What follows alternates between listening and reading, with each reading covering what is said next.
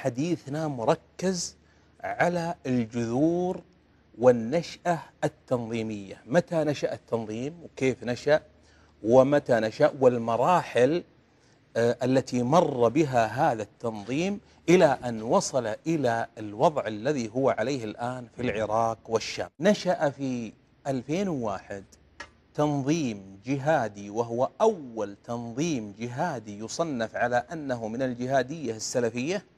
نشأ في منطقة كردستان سنة 2001.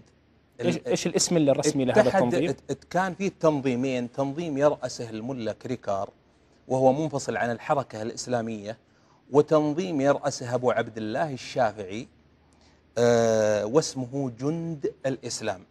اتحد هذان التنظيمان في حركة جهادية اسموها أنصار الإسلام. هذا في 2001 وأعلن ميلادي. عنها عام 2001. في أي منطقة يا أستاذ؟ في منطقة كردستان، على حدود على تخوم إيران. وكان الهدف، وهنالك كثير من الباحثين في موضوع جماعات العنف والجماعات الجهادية يربطون بين هذا التنظيم وبين المخابرات العراقية وقت صدام حسين. ليس هنالك دليل واضح، لكني يعني أكاد أجزم بأنه هنالك علاقة بين هذا التنظيم الجهادي وبين المخابرات العراقية في زمن صدام حسين. وأيضا ثبت سؤال الآن سوف يأتينا ربما في الحلقة، نعم. في هذه الحلقة أو ربما في حلقة الغد. نعم.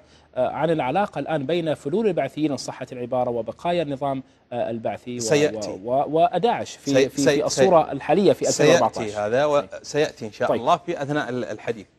نشأ هذا التنظيم أنصار الإسلام، وكان إنشاؤه لهدف محاربة تنظيم الاتحاد الكردستاني، الاتحاد الوطني الذي يرأسه جلال طالباني، ومن أجل أن يمتد هذا فكر هذا التنظيم إلى داخل إيران لتنشأ تنظيمات ذات عقيدة جهادية سلفية تسمى الجهادية السلفية في كردستان إيران،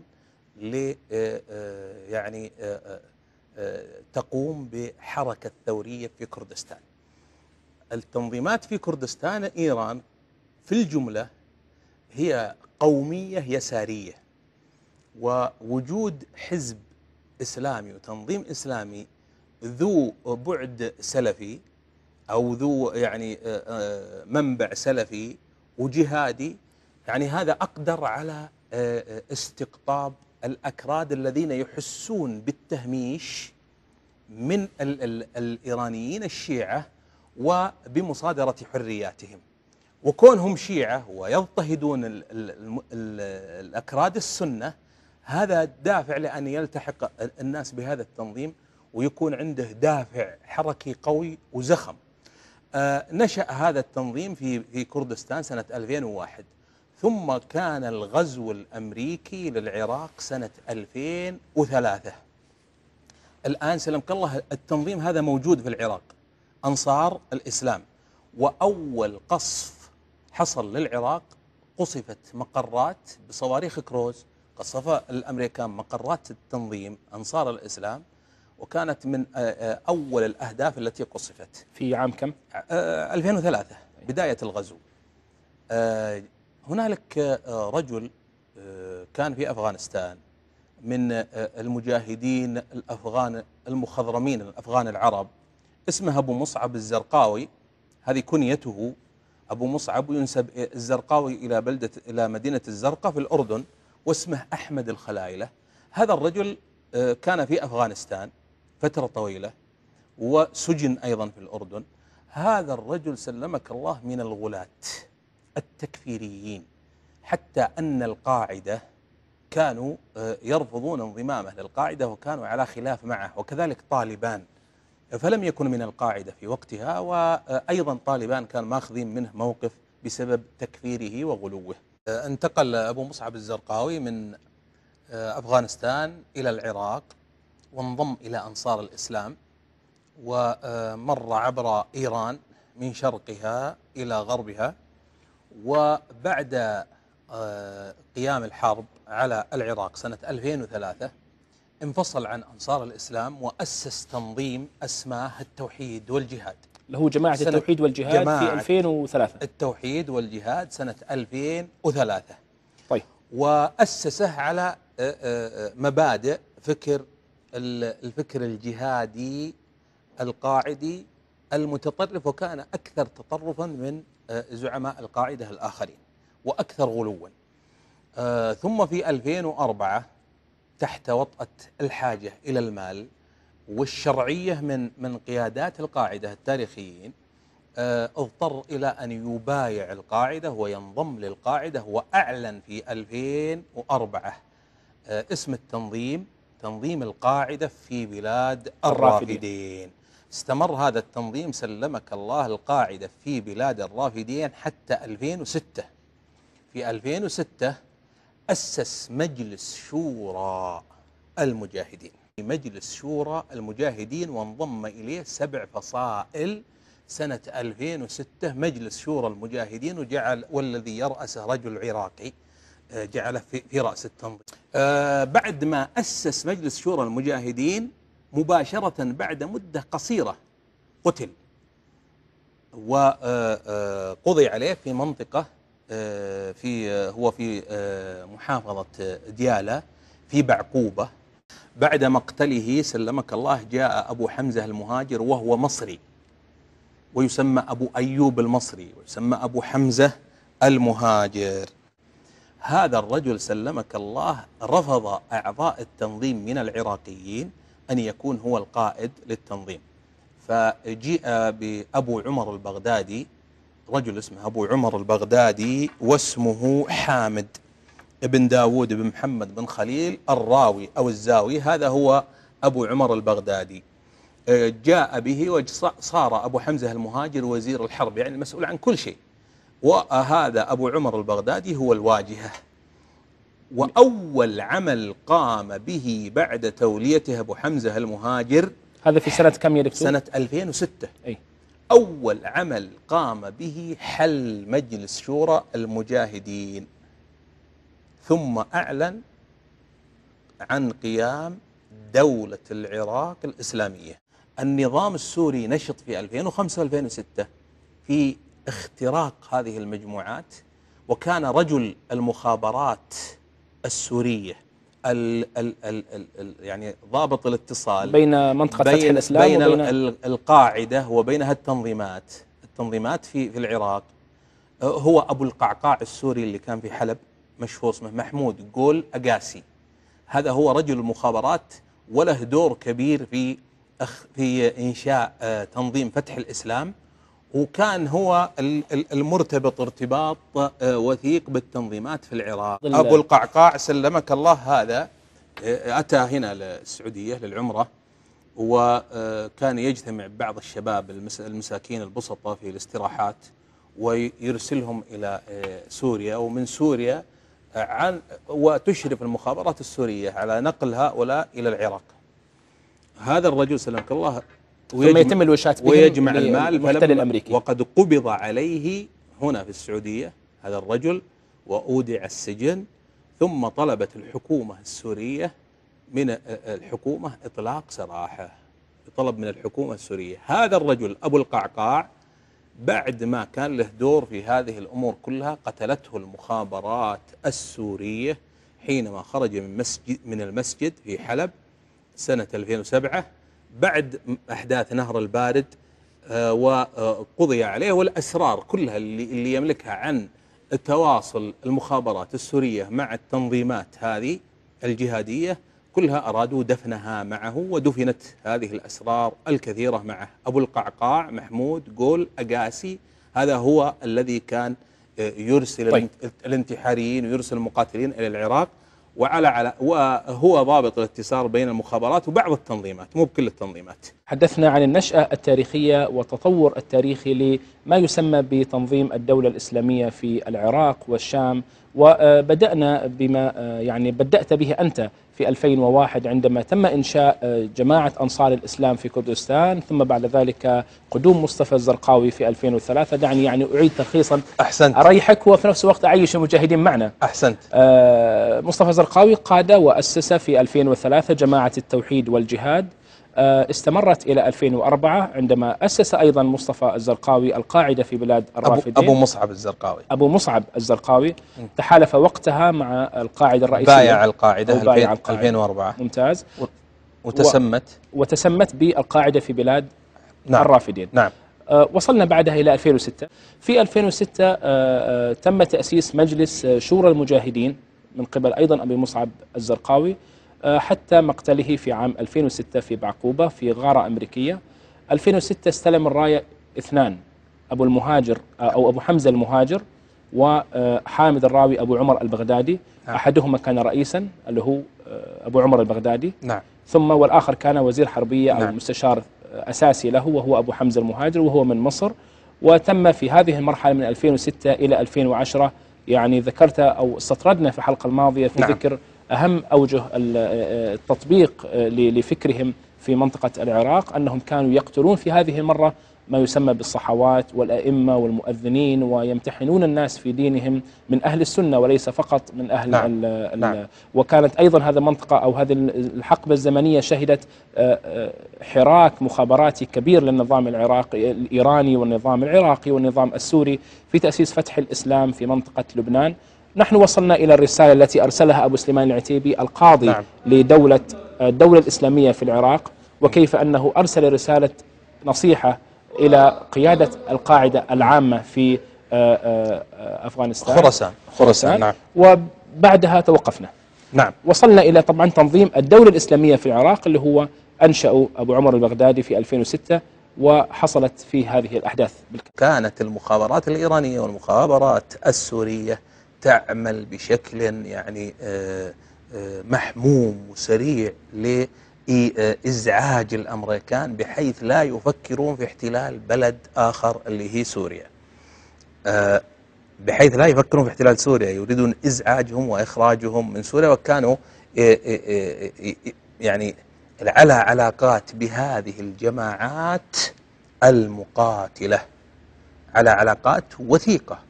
إيران دعم لوجستي، والقاعدة موجودة في إيران من 2001، كانت موجودة مجلس الشورى كامل، فيه من كان يقيم إقامة جبرية وفيه من كان حر طليق. نحن سمعنا يا أستاذ عمر فعلا عن وجود قادة مما عرف بعد ذلك من قواد القاعدة في إيران. نعم. ما هي حقيقة العلاقة بينهما؟ حتى من عائلة ابن لادن. وحقيقة القاعدة أنا أحيل المشاهدين جميعا إلى مفتي القاعدة أبو حفص الموريتاني، وهو أكبر شيخ وعالم في القاعدة، هو المفتي. هذا الرجل في مقابلة في قناة الجزيرة وفي قناة الآن قال: نحن مجلس الشورى كله كنا نقيم في إيران واستضافتنا إيران. فإيران كانت حريصة على أن تزعج الوجود الأمريكي وتقلقه، كان فيه دعم لوجستي لهذه التنظيمات. يعني كان التقاء مصالح بينهما ضد ما يسمى يعني لا يريدون أمريكا يقر لها قرار. هم الإيرانيون يعتقدون أنهم أكثر الناس دهاء، فهم قالوا الأمريكان جو الآن وحققوا لنا ما لم نستطع تحقيقه، وهو القضاء على صدام حسين، ودخلنا العراق واستبحنا العراق. الآن نزعجهم ونترك القاعدة تعمل، وقد يمدونها بشيء، وقد يعني يعطونها دعم لوجستي لتخرج الأمريكان، ثم يصفوا لنا العراق. طيب، والكارثة ما هي؟ الكارثة أن إيران والنظام السوري كانوا يتعاملون مع هذه التنظيمات الجهادية، وكانوا على تواصل وثيق معها، وكانوا يستغلونها ويستفيدون من وجودها، ثم يتهمون السعودية بأنها اللي أنشأتها التنظيمات. وهذه التنظيمات يتهموننا بأننا وراء هذه التنظيمات، وهم الذين كانوا يستفيدون منها وجعلوها رأس حربة لإخراج الأمريكان من العراق. نريد أن نصل يا أستاذ عمر إلى منطقة أو الزمان صدور أو يعني افتتاح أو تأسيس التنظيم الجديد لداعش الحالي بقيادة أيوة. أبي بكر البغدادي، متى انطلق هذا التنظيم؟ انطلق بعد العملية اللي قتل فيها أبو حمزة المهاجر وأبو عمر البغدادي. أبو حمزة المهاجر وأبو عمر البغدادي توسعوا في تنظيمهم، وأخذوا يستقطبون من كل التنظيمات، وفتحوا التنظيم اللي هو دولة العراق لمختلف التنظيمات، وبدأ اختراق التنظيم لأنهم توسعوا ولم يكن عندهم عمل مخابراتي بحيث أنه ما يدخل للتنظيم إلا يعني يدققون مثل ما كان يفعل الزرقاوي. لا جاء بعض الضباط وعرضوا خدماتهم من الجيش العراقي السابق ومن الحرس الجمهوري ومن المخابرات العراقية السابقة أيام صدام حسين، خبراء عسكريين عرضوا خدماتهم على أبو حمزة المهاجر وأبو عمر البغدادي، فدخلوا التنظيم. دخل التنظيم قبل مقتل أبو حمزة المهاجر وأبو عمر البغدادي بزمن يسير رجل اسمه حجي بكر، هذه كنيته، وهذا الرجل عميد في الحرس الجمهوري السابق. هذا الرجل سلمك الله جاء بكثير من البعثيين وأدخلهم التنظيم. طبعا دخل ضباط بعثيين إلى التنظيم، وقتل قادة التنظيم، هذا في 2010 أبو حمزة المهاجر. فكان هنالك رجل قوي في التنظيم دخل حديثا للتنظيم اسمه، هو عميد في الجيش العراقي أو في الحرس الجمهوري، اسمه حجي بكر. حجي بكر بعد مدة جمع شتات هذا التنظيم وأعلن أبو بكر البغدادي هو القائد، هو أمير المؤمنين. طيب. وصلنا إذن إلى أبو بكر البغدادي. نواصل إلى مرحلة مقتل أو القضاء على أبي حمزة المهاجر وأبي عمر البغدادي. بعدهم تولى أبو بكر البغدادي وقام حاجي بكر بالمبايعة له قائدا على تنظيم الدولة الإسلامية في العراق. ما زال إلى هذا الوقت اسمها الدولة الإسلامية في العراق فقط. نعم، أحسنت. طيب. استطاع حجي بكر العميد السابق والبعثي السابق أن يجمع أشتات التنظيم بعد الضربة القاصمة التي تلقاها التنظيم ومقتل قيادات التنظيم، وطلب البيعة لأبو بكر البغدادي إبراهيم عواد السامرائي. وبسبب تشتت التنظيم وتفرق التنظيم والحالة الأمنية اللي كان يعيشها التنظيم والتضييق، التواصل بين أفراد التنظيم قليل، ولذلك مشت مسألة مبايعة أبو بكر البغدادي. لم يكن له ماضي في تنظيم مع الزرقاوي، كانت مهمته مجرد بريد لما كان في تنظيم دولة العراق، بريد ساعي بريد يأتيه البريد في بيته ويأتي أحد ويأخذه منه وهو لا يعلم هذا ولا هذا، يعني ما يعرف هذا ولا هذا، ولم يكن له تاريخ كبير في الجهاد. وقيادات القاعدة اللي كانوا موجودين رفقاء أبو مصعب الزرقاوي رفضوا بيعته وتركوا التنظيم. صار هو أمين التنظيم. دولة العراق الإسلامية، وضع التنظيم الآن وضع ضعيف هش. طردته الصحوات، القبائل، العشائر العراقية طردته من المدن. تتكلم عن عام 2010. صار الآن التنظيم في صحراء الأنبار، هائمون على وجوههم في صحراء الأنبار. الحاضنة الشعبية طردتهم ونفرت منهم وأبعدتهم بسبب استخفافهم بدماء المسلمين وقتلهم للمسلمين بحجة الخيانة وبحجة الصحوات. وكل هالأسباب جعلت الناس ترفضهم وتلفظهم، فأقاموا في صحراء الأنبار. في تنظيمهم صار في الصحراء. المدن الآن الحاضنة الشعبية نفرت من التنظيم وطردته. نحن قرأنا في 2012 أنه تم تأسيس الدولة الإسلامية في العراق والشام. نعم. نريد أن يعني نصل إلى هذا الوقت. نعم. الآن هذه النقلة الأخيرة في التنظيم، وهذا التطور الأخير اللي ذكرته في التنظيم. بعدما قامت الثورة السورية في عام 2011، كان هنالك مجموعة من السوريين موجودين في تنظيم دولة العراق، مجاهدين مقاتلين، منهم أبو محمد الجولاني، الفاتح الجولاني. أبو محمد الجولاني هذا أرسله إبراهيم عواد اللي هو أبو بكر البغدادي وحجي بكر وقيادات التنظيم، أرسلوه لينشئ تنظيما جديدا في سوريا مماثل لتنظيم تابع العراق. لتنظيم دولة العراق. النظام السوري بعدما قامت الثورة المسلحة، بعدما كانت الثورة السلمية أكثر من 6 أشهر وقامت الثورة المسلحة، عنده في سجن صيدنايا مجموعة كبيرة من المنتمين للقاعدة والمنتمين للحركات الجهادية، أخرجهم جميعا من السجون من أجل أن يشكلوا تنظيم قاعدة في سوريا، فيصبح حجة للنظام أمام الرأي العام العالمي والدولي في القضاء على هذه التنظيمات الإرهابية.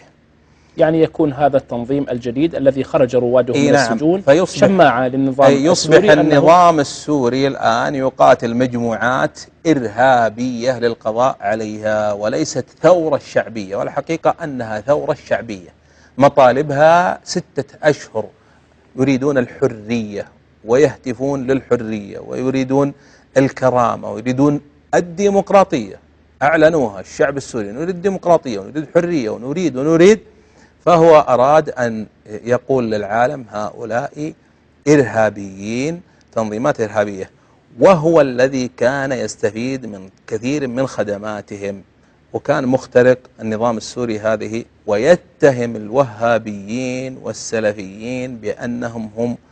وأريد أن أبين للسادة المشاهدين أن الشباب السعودي والخليجي في هذه التنظيمات لم يحظوا بأي قيادة، وهم مجرد يستخدمون أدوات ويستخدمون قنابل بشرية، والقيادة الآن الموجودة هي قيادة عراقية بالكامل، والشباب السعودي والخليجي الذي يذهب الذين يعني يستقطبونهم هي مجرد يعني هم مجرد جنود. الشباب العربي وخاصة الخليجي، وخلني أكون صادق معك، خاصة الشباب السعودي، الشباب السعودي متدين بفطرته ويحب الدين ويحب نصرة الدين، ويغلي دمه في عروقه إذا شاف امرأة تؤذى ولا طفل يقتل، فلا يستطيع، ولذلك يستغلون هذه العاطفة هذه التنظيمات ويستقطبون شبابنا السعودي الطيب البسيط، خلني أكون صريح، الساذج، يستغلونه ويجعلون شبابنا